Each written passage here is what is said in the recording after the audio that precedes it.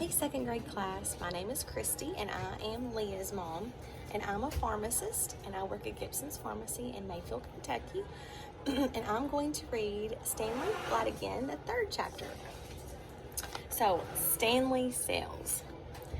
Early the next Sunday morning, Mr. Lambchop had a call from an old college friend, Ralph Jones.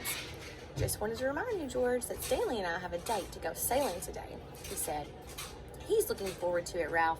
Mr. Lambchop hesitated. I should mention, though, perhaps that Stanley has gone flat again.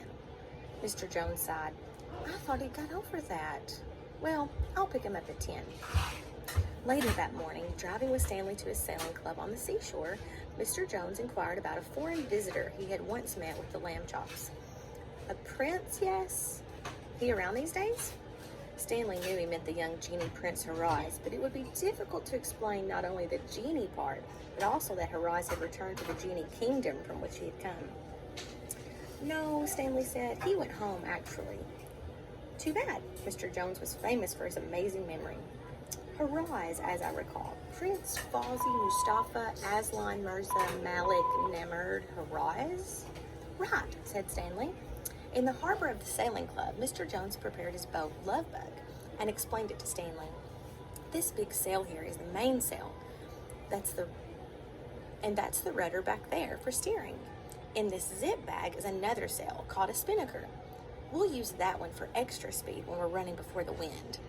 See that boat way out there, how its spinnaker is puffing out front? Stanley laughed. The spinnaker looked like an open umbrella lying on its side.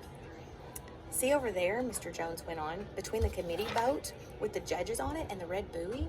That's the starting line. The race ends back there, too. First boat to cross that line wins. He cast off the mooring line and the main sail filled. Lovebug headed out to join the other boats. Mr. Jones pointed. There! That's Jasper Green's boat, Windswept.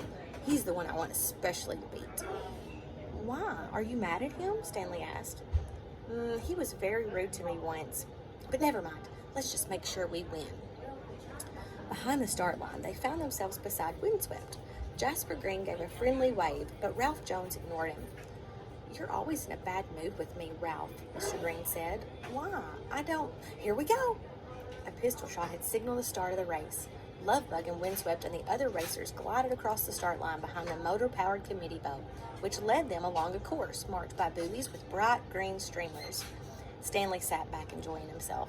The sun was bright, the breeze fresh against his face, the sky clear and blue, the water a beautiful slate color. There were boats on both sides of them, boats ahead and boats behind. How pretty they were, their white sails making cheerful crackling sounds as they billowed in the wind. Well, just around this point, Stanley, then now, exclaimed Ralph Jones. Let's show Jasper what running before the wind really means. He attached his spinnaker to a halyard and ran it up the mast. Whoosh! The spinnaker billowed out, and Stanley felt Lovebug surge forward as if pushed by an invisible hand. Here we go, shouted Ralph Jones. They passed 5 more boats, 3 more, then Windswept. They were ahead of everyone now, and the finish line lay ahead. We're gonna win, Stanley shouted. Yes, Ralph Jones shouted back. Just wait till Jasper. Rip!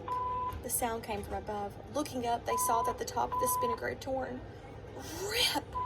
The rip streaked downward, and now the spinnaker, torn all the way down, flapped uselessly in the wind.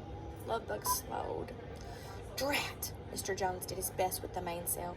Drat, drat, drat! Windswept came up behind them. Tough luck, called Jasper Green. Ha ha! Drat! Mr. Jones sighed.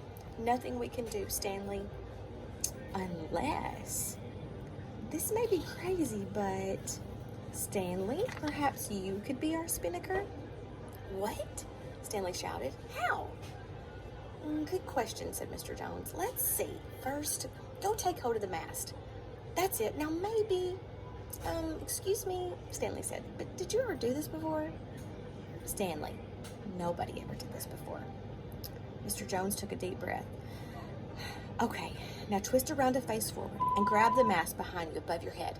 Stanley did as he was told, planting his feet on the sides of the boat to hold him in place.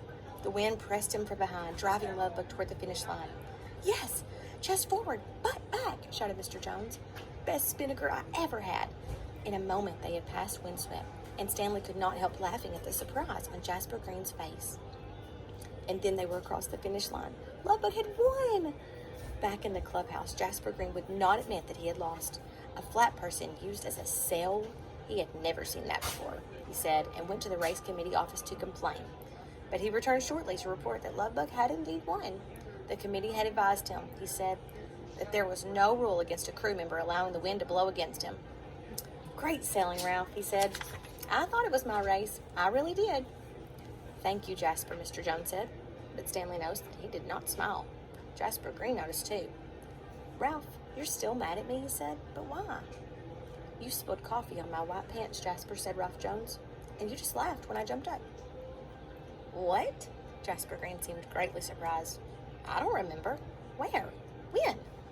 We were having lunch, said Mr. Jones, at the old Vandercook Hotel. The Vandercook?